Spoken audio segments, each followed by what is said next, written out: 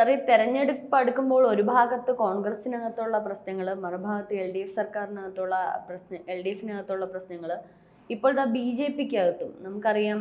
സംസ്ഥാന അധ്യക്ഷനായിട്ട് രാജീവ് ചന്ദ്രശേഖർ വന്നപ്പോൾ തന്നെ കുറേ കാര്യങ്ങൾ BJP സാധിക്കും, അല്ലെങ്കിൽ ഒരുപക്ഷെ തെരഞ്ഞെടുപ്പുമായി ബന്ധപ്പെട്ട് കുറേ പോരാട്ടങ്ങൾ നടത്താൻ അവരെ കൊണ്ട് പറ്റുമെന്നൊക്കെ നമ്മൾ തീരുമാനിച്ചിരുന്ന സമയത്താണ് ഇപ്പോൾ അതിനകത്ത് ചില വിമർശനങ്ങൾ ഉയരുന്നത്. ഇപ്പം ചട്ടിയും കലമല്ലേ, തട്ടിയും മുട്ടിയൊക്കെ ഇരിക്കും. പാർട്ടിയിലൊക്കെ വിഭാഗീയത കാണും, ഇപ്പം എന്തെങ്കിലും തരത്തിലുള്ള ആശയ വിഭിന്നത കാണും. അതൊക്കെ പരിഹരിച്ച് മുമ്പോട്ട് എല്ലാവരെയും കൂടെ ഒന്നിച്ച് കൊണ്ടുപോകണ്ടേ. ഇപ്പം ഏറ്റവും കൂടുതൽ ഗ്രൂപ്പുകൾ നിറഞ്ഞു നിൽക്കുന്നത് കോൺഗ്രസ്സുകാരിലല്ലേ. കോൺഗ്രസിൻ്റെ പറ്റി അതെല്ലാവർക്കും അറിയാവുന്ന കാര്യമാണ്.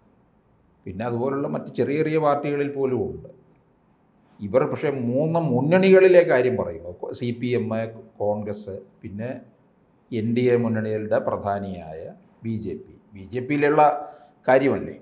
BJPക്ക് കേരളത്തിൽ വിഭാഗീയതയുണ്ട്, മുമ്പേ ഉണ്ടായിരുന്നു.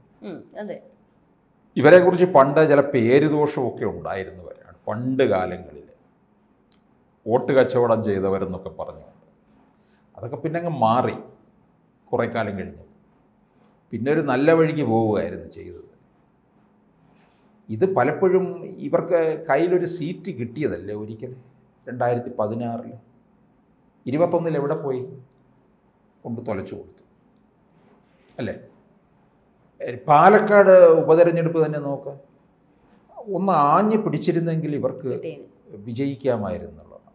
അപ്പോൾ 2016 ആ സീറ്റിന് ഇപ്പം ഇവിടെ അത് 2021 അത് പിന്നെ വിപുലീകരിച്ച് കൊണ്ടുവരണം.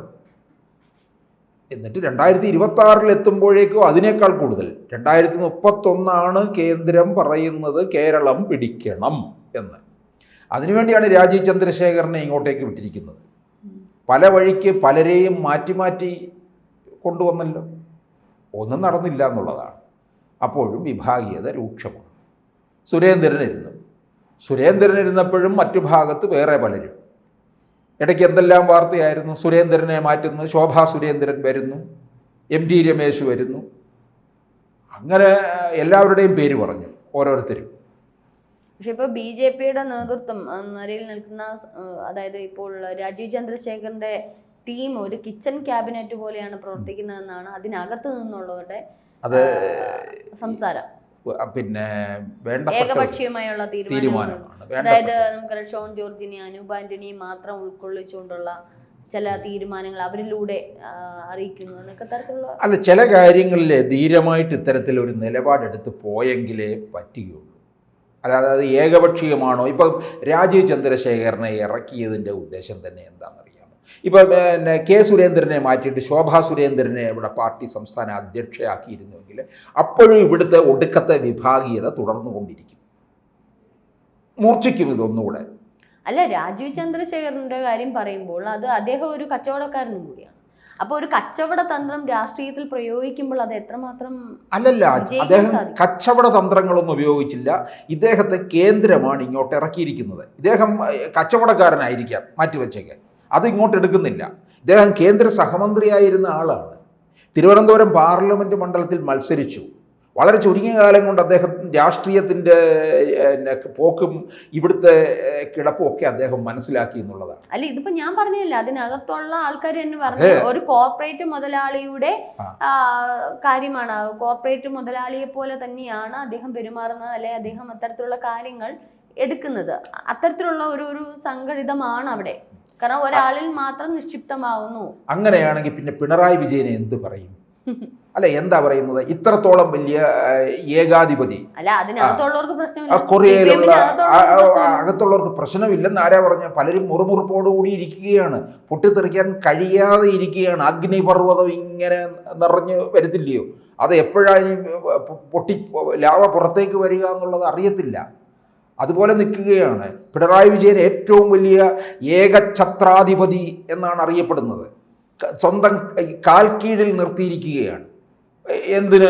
പിന്നെ ഒരു തവണ ഒരു പഞ്ചായത്ത് തിരഞ്ഞെടുപ്പിൽ പോലും ഇന്നേ വരെ നിന്ന് ജയിക്കാത്ത മുഹമ്മദ് റിയാസിനെ മരുമോനാക്കി കൂടെ നിർത്തി മന്ത്രിയാക്കിയില്ലേ? ഇതിൽ പരം ഇത്രത്തോളം ഏകാധിപത്യ സ്വഭാവം ആര് കാണിക്കും? പിണറായി വിജയൻ അല്ലാതെ. ഇവിടെ എന്താ ഈ രാജീവ് ചന്ദ്രശേഖർ ഒരു കച്ചവടക്കാരനായതൊരു കുറ്റമൊന്നും അല്ലല്ലോ. അദ്ദേഹം കച്ചവടം ചെയ്യട്ടെ. ആ കച്ചവടമൊന്നും അദ്ദേഹം ഇവിടെ എടുക്കുന്നില്ല. ഇദ്ദേഹത്തിനെ ഏൽപ്പിച്ച ചില ദൗത്യമുണ്ട്, അത് പൂർത്തീകരിക്കണം. പക്ഷെ ആ ദൗത്യത്തിലോട്ട് കിടക്കുമ്പോൾ ഇപ്പൊ 4ാം വാർഷികം വന്നിരിക്കുന്ന ഈ ഒരു സന്ദർഭത്തിൽ UDF ഒരു പക്ഷെ കരിദിനമെങ്കിലും ആചരിക്കുന്നുണ്ട്. പക്ഷെ BJPയുടെ ഭാഗത്തു നിന്ന് യാതൊന്നും തന്നെ. അപ്പൊ അവർ LDFനെ അനുകൂലിക്കുന്ന തരത്തിലല്ലേ ജനസംശയം വരുന്നത്? ഇവരിവിടെ കോൺഗ്രസ്സുകാരന്മാരിവിടെ കരിദിനം ആചരിച്ച് എന്തോന്നു ഈ കോൺഗ്രസ് എനിക്ക് എന്ത് പ്രതിഷേധം? യവന്മാർക്കൊന്നും അവന്മാരെ കൊണ്ട് വായിക്കാൻ കൊള്ളത്തില്ല. അവന്മാർക്ക് അവിടെ ഒരു കറുത്ത കൊടിയും കെട്ടിയിട്ട് എന്ത് ചെയ്തു? അല്ല, അവരൊരു കറുത്ത കൊടിയും കെട്ടിയിട്ട് അവർ പിന്നെ സാധാരണ ഞാൻ എപ്പോഴും പറയാറുള്ളത് പോലെ തിന്നു കൊഴുത്ത് അമൂൽ ബേബിയെ പോലെ ഒരിടത്ത് പാർട്ടി ഓഫീസിൽ കയറി ഇരിപ്പുണ്ട്. അത്രയേ ഉള്ളൂ. അല്ലാതെ ഒന്നും ചെയ്തിട്ടില്ല അവരിവിടുത്തെ പ്രധാന പ്രതിപക്ഷമൊന്നും ആകാൻ യോഗ്യരല്ല എന്നുള്ളതാണ്. ഇവിടെ BJP ഇനിയിപ്പോൾ ഇവർക്ക് എതിരെ ഇപ്പം കരിക്കൊടി കാട്ടിയിട്ടൊന്നും കാര്യമില്ല. അവർ അതിൻ്റെതായ രീതിയിൽ പ്രവർത്തനമാണ്. രാജീവ് ചന്ദ്രശേഖരനെ കേന്ദ്ര നേതൃത്വം ഇങ്ങോട്ട് ഇറക്കി കഴിഞ്ഞപ്പോൾ കേരളത്തിലെ വിഭാഗീയത എല്ലാം തന്നെ പത്തി മടക്കി രാജീവിൻ്റെ കുടക്കീഴിൽ വന്നു എന്നുള്ളതാണ്. ഇനി നടക്കത്തില്ല എന്നുള്ളതാണ്. ഇതുപോലെ തന്നെയാണ് തൃശ്ശൂരിൽ സുരേഷ് ഗോപി സ്ഥാനാർത്ഥിയായപ്പോൾ അന്ന് കെ സുരേന്ദ്രനാണല്ലോ സംസ്ഥാന അധ്യക്ഷൻ. കെ സുരേന്ദ്രനൊക്കെ മുറുമുറുപ്പുണ്ട്. ഞങ്ങളോട് ചോദിക്കാതാണോ സുരേഷ് ഗോപിയെ പിന്നെ സ്ഥാനാർത്ഥിയാക്കിയത്? കാരണം സുരേഷ് ഗോപി തന്നെ വന്ന് അവിടെ അങ്ങ് ഡിക്ലെയർ ചെയ്യായിരുന്നു, ഞാൻ തൃശ്ശൂർ അങ്ങ് എടുത്തു, തൃശ്ശൂർ എന്നെ അങ്ങ് എടുത്തു എന്നൊക്കെ പറഞ്ഞുകൊണ്ട് പിന്നെ മോദിയും അമിത്ഷായും ഒക്കെ കൂടുതൽ ആ മണ്ഡലത്തിൽ ശ്രദ്ധ കേന്ദ്രീകരിക്കുകയും ഒക്കെ ചെയ്തു എന്നുള്ളതാണ്.